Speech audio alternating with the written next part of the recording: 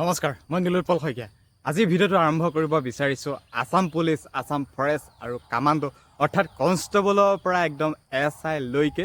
Written এক্সামিনেশ্যনৰ ওপৰত ভিত্তি কৰি আজি এই ভিডিঅ'টো আৰম্ভ কৰিছোঁ। কনষ্টেবলত কিমান মাৰ্কৰ ওপৰত ভিত্তি কৰি এক্সাম হ'ব,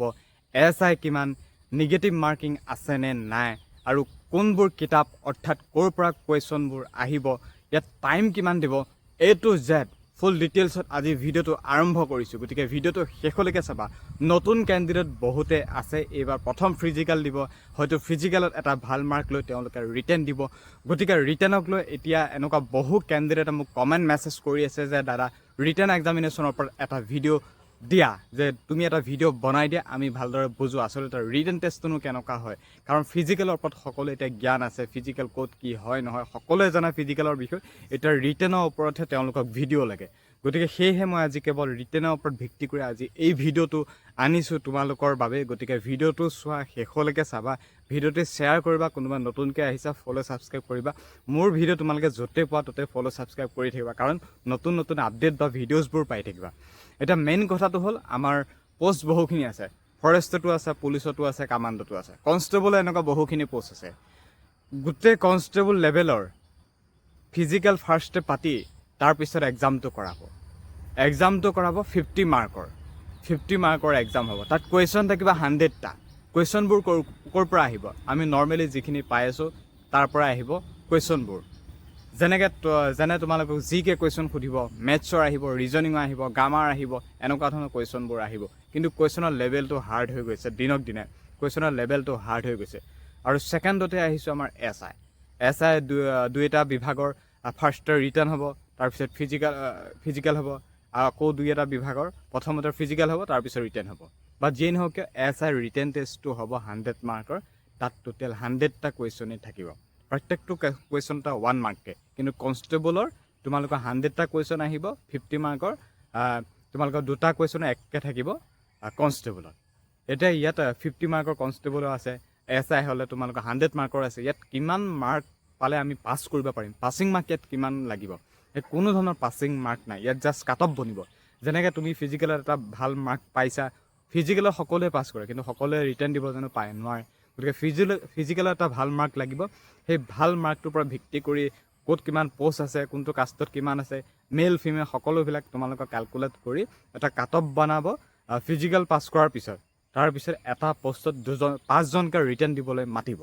এটা পষ্টত 5জনকৈ ৰিটাৰ্ণ দিবলৈ মাতিব। আৰু সেই 5জনৰ পিছত 2জনে ভাইভাত চিলেকশ্যন পাব আৰু এজনেহে ফাইনেল মেৰিটত নাম আহিব। গতিকে ইয়াত কিমান পাছিং মাৰ্ক বুলি কোনো ধৰণৰ কথা নাই, জাষ্ট তোমালোকৰ এটা 100% দিব পৰাকৈ তোমালোকে মানে এক্সেলেণ্ট এটা মাৰ্ক পাই থ'ব লাগে। আৰু বোলে 50ৰ ভিতৰত 40 পাইছোঁ বা 35 পাইছোঁ, বোলে 100ৰ ভিতৰত মই 60 পাইছোঁ, 70 পাইছোঁ, তেনেকুৱা ধৰণৰ এটা মাৰ্ক পাই থোৱা 100% তোমাৰ বাকী পৰ্যায়খিনিতো চিলেকশ্যন পোৱাৰ মানে সম্ভাৱনা একদম আছেই। গতিকে সেয়েহে কৈছোঁ, এতিয়া কুৱেশ্যনবোৰ মেথছ, ৰিজনিং, জিকে, ছায়েন্স নৰ্মেলি আমি যিখিনি ডেইলি লাইফত পাই থাকোঁ সেইখিনিৰ পৰা আহিব বা তাৰ পৰাই আহিব কুৱেশ্যনবোৰ। গতিকে বৰ বিশেষ তেনেকুৱা একো নহয়, খালি পঢ়াটোৰ ওপৰত ভিত্তি কৰিব, তোমালোকে কি হিচাপত পঢ়িছা। আৰু বুকছ আছে, মোৰ ইউটিউব চেনেলত বুকছ আছে, ডেছক্ৰিপশ্যন চেক কৰা। জিকেৰ বুক আছে, অসম পুলিচৰ বুক আছে, SIৰ বুক আছে, আছামিয়াৰ গামাক জুবিন দাক লৈ বুক আছে, তথ্য সংকলন বুক আছে, পুলিচৰ গোটেই চেপ্টাৰ ৱাইজ হিচাপত মোৰ ডেছক্ৰিপশ্যনত বুক আছে। বুকছবোৰ অৰ্ডাৰ কৰি এতিয়াৰ পৰা প্ৰিপেৰেশ্যন কৰা। আৰু যদি তোমালোকে একাডেমিত থাকি যদি প্ৰিপেৰেশ্যন কৰিব বিচাৰিছা, যে আমি একাডেমিত থাকোঁ, ফিজিকেলো লাগে, আমাক ৰিটেনো লাগে, আমাক ফুল প্ৰপাৰ গাইড লাগে, এজন কোচাৰৰ পৰা তোমালোকে পাব বিচাৰিছা, তেনেহ'লে আমাৰ নৰ্থ ইষ্ট ফিজিকেল একাডেমিত আহিব পৰা। বৰ্তমান এডমিশ্যন চলি আছে, ফিজিকেল ৰিটেন সকলোবিলাক চলি আছে। অসম পুলিচৰ বাবে 4জন টিচাৰ এতিয়া তেওঁলোকক গাইড কৰি আছে, বহুত ষ্টুডেণ্ট আহিছে, 4জন টিচাৰ এতিয়া বৰ্তমান শিকাই আছে ফিজিকেল ৰিটেন সকলোবিলাক অসম পুলিচৰ বাবে, SI টু কনষ্টেবল সকলোবিলাক। গতিকে নৰ্থ ইষ্ট ফিজিকেল একাডেমিত আহিব পাৰিবা, 100% আহিব পাৰিবা। এই একাডেমিত থাকিলে তুমি একদম নিজে পুৰা পাৰফেক্ট দিবই লাগিব, তাৰপিছত একদম চাকৰি নিশ্চিত। মান্থলি পে'মেণ্টৰ অকণমান ব্যৱস্থা আছে, বাকী বৰ বিশেষ একো নাই, সামান্য অকণমান খোৱা বোৱা সকলো সুবিধা আছে এই একাডেমিত। বৰ্তমান এডমিশ্যন চলি আছে। আৰু মই কৈছোঁ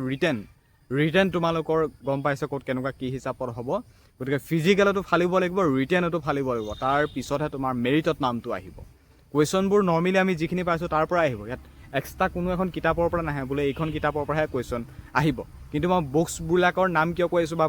বুকবোৰ কিয় অৰ্ডাৰ কৰিব কৈ আছোঁ তোমালোকে যাতে গম পাই থোৱা যে কুৱেশ্যনবোৰ এনেকুৱা আহে তেনেকুৱা আহে গতিকে সেয়েহে কৈছোঁ আমাক কিতাপ লাগিবই দুই এখন কিতাপ আমাক লাগিলেহে আমি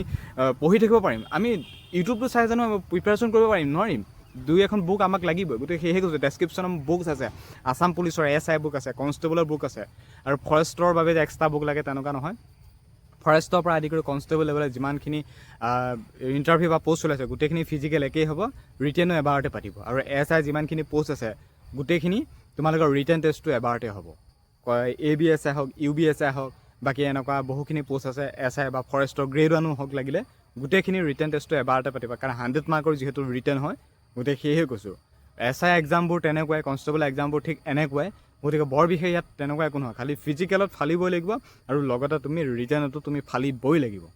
ফিজিকেল ৰিটাৰ্ণ সকলোতে ফালিলেহে এইবাৰ তোমাৰ নাম আহিব কাৰণ এইবাৰ কম্পিটিশ্যন লেভেলটো চাবা কি হিচাপত হ'ব দিনক দিনে কম্পিটিশ্যন লেভেলটো গৈ আছে কেনেকুৱা কম্পিটিশ্যন হৈ আছে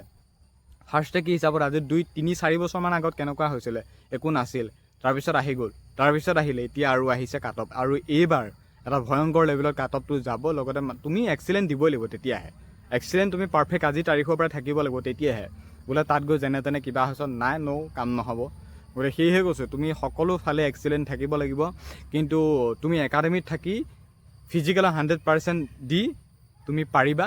যে এটা ভাল মাৰ্ক লৈ মই ৰিটেন টেষ্ট দি বা এটা চাকৰি ল'ব পাৰোঁ নৰ্থ ইষ্ট ফিজিকেল একাডেমি বৰ্তমান ফিজিকেল ৰিটেন সকলো উপলব্ধ থকা খোৱা সুবিধা মেল টু ফিমেল CC কেমেৰা আছে একো প্ৰব্লেম নাই 4জন টিচাৰ আছে গোটেই গাইড কৰি কভাৰ কৰি আছে একো অসুবিধা নাই ভিলেজ এৰিয়াত এটা এনেকুৱা একাডেমি আছে চিটি এলেকাত নহয় ভিলেজ এৰিয়াত আছে এটা খুব ধুনীয়া একাডেমি খুব ধুনীয়া পৰিৱেশ একো প্ৰব্লেম নাই গতিকে সেয়েহে কৈছোঁ খুব ধুনীয়াকৈ তোমালোকে প্ৰেক্টিছ কৰা ঘৰতেই হওক বা ক'ৰবাতেই হওক আৰু বুকছবিলাক অৰ্ডাৰ কৰিবা কনষ্টেবলৰ বুক দিছোঁ SI বুক দিছোঁ আৰু লগতে তোমালোকে ফিজিকেল ৰিটেন এইবিলাক কণ্টিনিউ ফালি থাকিবাই মই কৈছোঁ আৰু 1.5 ঘণ্টা 2 ঘণ্টা তোমালোকৰ ৰিটেন এক্সামিনেশ্যন হ'ব নিগেটিভ মাৰ্কিং SIত আছে কনষ্টেবলৰ কোনো ধৰণৰ নিগেটিভ মাৰ্কিং নাই কিন্তু SIত তোমালোকৰ নিগেটিভ মাৰ্কিং আছে এই কথাসমূহৰ প্ৰতিও তুমি ধ্যান দিব লাগিব গতিকে এতিয়া নিশ্চয় গম পাইছা বহুতে প্ৰিপেৰেশ্যন কৰে বহুতে জানো পায় হাজাৰ লাখ কেণ্ডিডেট হয় সিমানে জানো পায় বা সিমান জানো পষ্ট আছে নাই কিমান আছে 5-6 হাজাৰ পষ্ট আছে প্ৰত্যেকটোতে 400 500 1000 1200 তেনেকৈ পষ্ট আছে আৰু সিমানেই হ'ব যিমান তোমাৰ ডিষ্ট্ৰিক্টত পষ্ট আছে যিমান কাষ্ট ৱাইজ হিচাপত পষ্ট আছে সেই হিচাপত কাটঅফ মাৰি তোমালোকক চাকৰিটো দিব গতিকে লাখ হাজাৰ কেণ্ডিডেট হ'লেও তুমি কিমান সেই লাখ হাজাৰ কেণ্ডিডেটৰ মাজত তুমি পাৰফেক্ট হ'ব লাগিব গতিকে ভাবি চোৱা কিমান কেণ্ডিডেটৰ মাজত তুমি পাৰফেক্ট হৈ ফাইনেল শেষত মেৰিটত নামটো আহিবগৈ গতিকে ভাবিছা গতিকে তুমি কিমান পাৰফেক্ট হ'ব লাগিব গতিকে কৈছোঁ আজিৰ পৰাই তুমি 100% দিয়া ফিজিকেল ৰিটেন সকলোবিলাক মুঠতে ফালি থকা একদম মুঠতে হতাশ নহ'বা নৱেম্বৰ টু ডিচেম্বৰ ইণ্টাৰভিউ হ'বই একদম বেলেগ কথা নাভাবিবা এতিয়া ফিজিকেলৰ লগতে তুমি ৰিটেনো কৰি থকা মই বহুবাৰ কৈছোঁ কাৰণ কিয়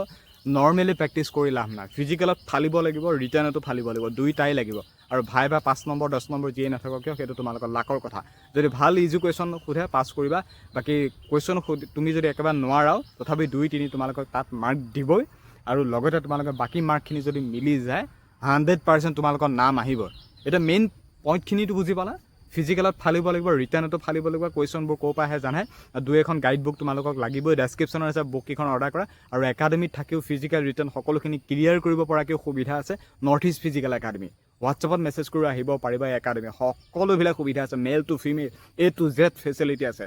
তুমি যোনখন ডিষ্ট্ৰিক্টৰ পৰা আজি এই ভিডিঅ'টো নোচোৱাকৈ তোমালোকৰ ডিষ্ট্ৰিক্টৰ বা তোমালোকৰ গাঁৱলৈ 2-এজন আহি আমাৰ একাডেমিত আছে গতিকে সেয়েহে কৈছোঁ তুমি দৌৰা নাই তুমি প্ৰেক্টিছ কৰা নাই কিন্তু তোমাৰ লগৰ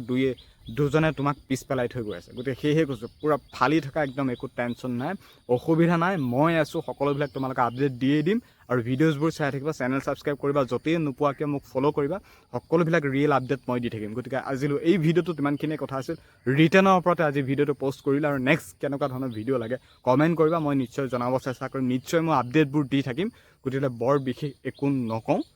ধন্যবাদ